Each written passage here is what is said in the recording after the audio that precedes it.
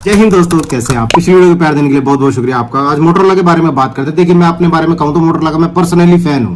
इसका हार्डवेयर मुझे बहुत अच्छा लगता है। इसका हार्डवेयर मजबूत भी होता है। बाकी कुछ कंडीशन में है ना, ये मोबाइल फोन गर्म होता है। देखो, सिंपल से सीधी बात करता हूं, बकवास नहीं करता इधर उधर की।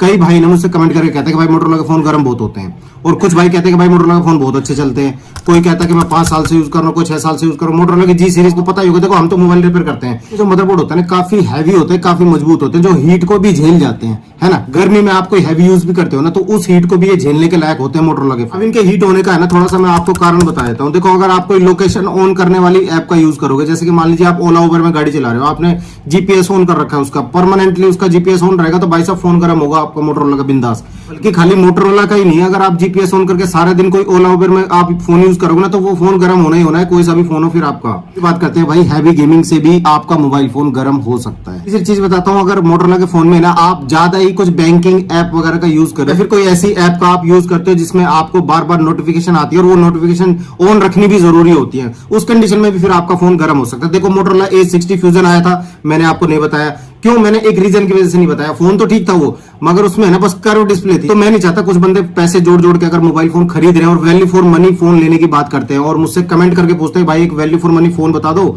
जो मैं लंबे समय तक फोन चला सकूं, तो वो फोन मैंने आपको कंसिडर नहीं किया था। अब एक नया फोन मार्केट में आने वाला है, Motorola as 60 stylus.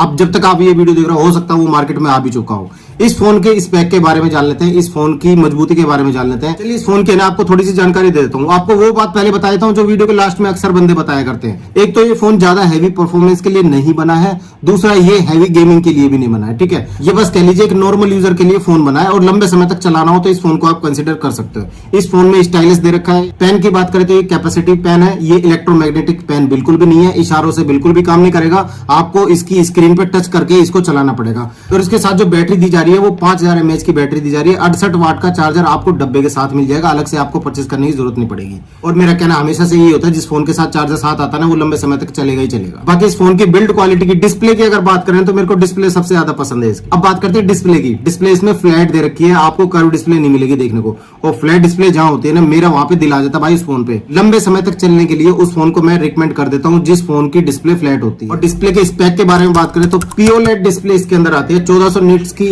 HBM high brightness mode display मिल जाती है, और 3000 निट्स तक ये पीक ब्राइटनेस पे चली जाती है। प्रोटेक्शन की बात करें तो कॉर्निंग गोरिल्ला ग्लास 3 का सपोर्ट इसमें दे रखा है। बात करते हैं इसके प्लेटफॉर्म की, तो एंड्रॉइड 15 इसमें डाल के दे रहे हैं, जो कि बहुत अच्छी बात है। क्योंकि देखो, कुछ पुराने मोबाइल फोन में है ना, अब के टाइम पे एंड्रॉइड 15 अपडेट करते ही कुछ ना कुछ दिक्कतें आ रही हैं।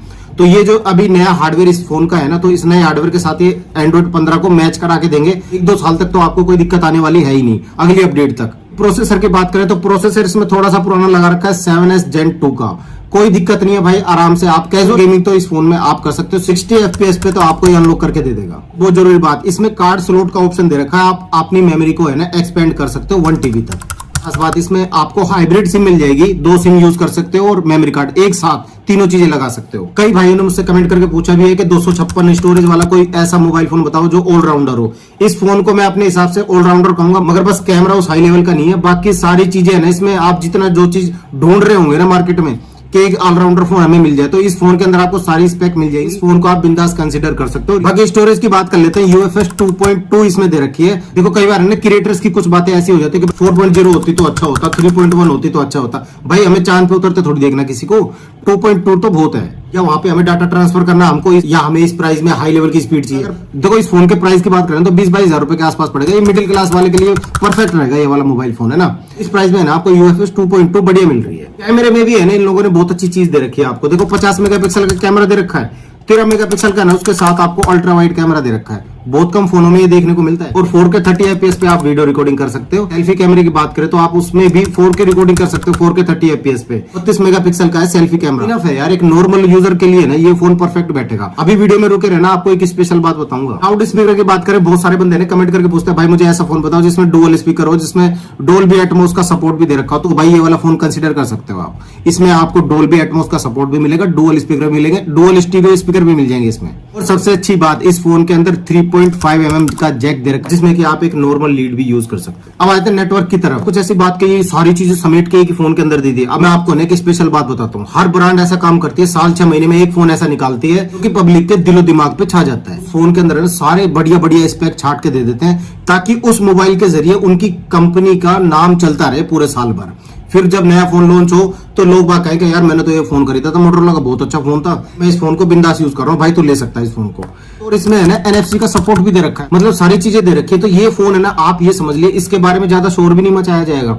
जैसे T4X के बारे में ज्यादा शोर नहीं मचाया था ना वीवो का, फोन बढ़िया लॉन्च किया था वीवो वालों ने। अब मोटरोला एज 60 स्टाइलिश के बारे में भी ज्यादा शोर नहीं मचा रहे। ये फोन चुपके से आएगा और चुपके से निकल जाएगा, बंदा खरीद लेगा, उसके लिए फोन बढ़िया निकल जाएगा। और ये 15 वाट की वायरलेस चार्जिंग को भी सपोर्ट करता है। मतलब जितनी चीजें देनी चाहिए ना एक स्मार्टफोन में, 20-22 हजार रुपए की रेंज में ना, जितनी चीजें आप ढूंढ रहे हो, मैं कह सकता हूँ इस बात को कि लंबे समय तक आपका साथ निभाएगा। बाकी भाई सॉफ्टवेयर अपडेट की अगर बात करें तो एंड्रॉइड 15 तो इन्होंने दे ही दिया, 16-17 इन 2 साल की अपडेट और दे देगा आगे, है ना। सिक्योरिटी अपडेट की बात करें तो 3 साल की सिक्योरिटी अपडेट दे देगा। तो लगे फोन में है ना अपडेट थोड़ी बहुत कमी आती है, लेट आती है, आ जाती है मगर थोड़ी सी लेट आती है। रेटिंग की बात करें तो IP68 की रेटिंग दे रखी है, जो कि हल्का फुल्का अगर गीला हो जाता है ना तो फिर घबराने की 1 million zillion jillion dillion cotillion times later. इसकी गैसकिट वगैरह काफी अच्छी तरीके से, बाकी इसके बैक साइड में, इसके सिम ट्रे में, इसके डिस्प्ले में अच्छी क्वालिटी की गैसकिट लगा के दे रखी इन लोगों ने।